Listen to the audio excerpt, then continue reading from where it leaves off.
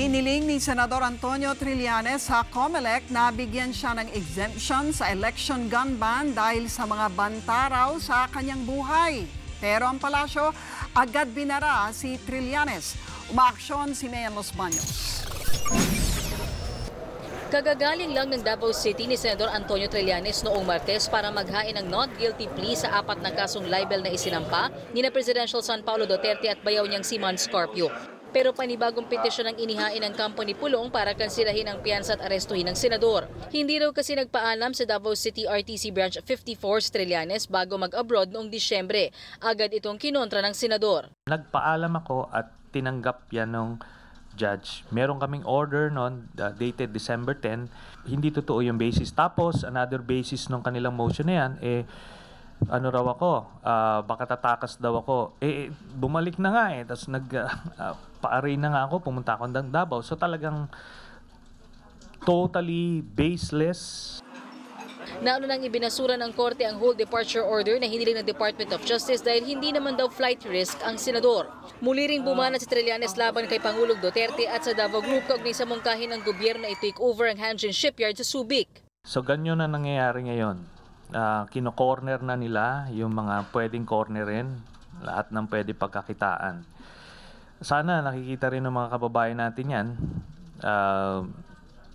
Yung hihirit kunyari si Duterte na parang sincero, na parang magandang intensyon, pero sa ilalim niyan may kabuhayan at pagkakakitaan nung grupo niya.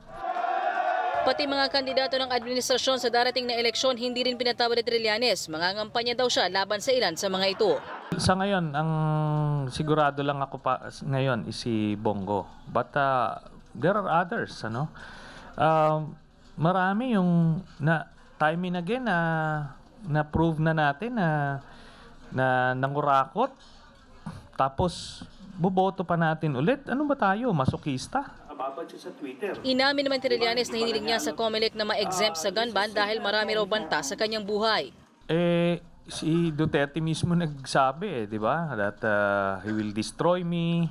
Tapos yun nga, ilan yung nagpasabi sa akin na narinig mismo nila si Duterte na pinapapatay ako. We know that this president is very vindictive.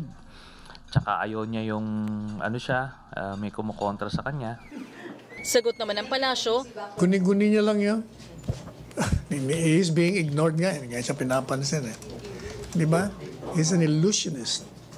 So I'm no longer surprised. Naniniwala rin daw ang senador na wala ng pag-asang magkasundo pa ang Pangulo at Simbahang Katolika. Talagang satanista itong si Duterte. Wala na magagawa roon. Di ba? Kita nyo naman, pati si Jesus, ininsulto na Beyond salvation na yan. Kumbaga, sinusunog na yung kaluluwa niyan ngayon. Baka he was referring to himself. Umaaksyon Mayan Los Baños, News 5.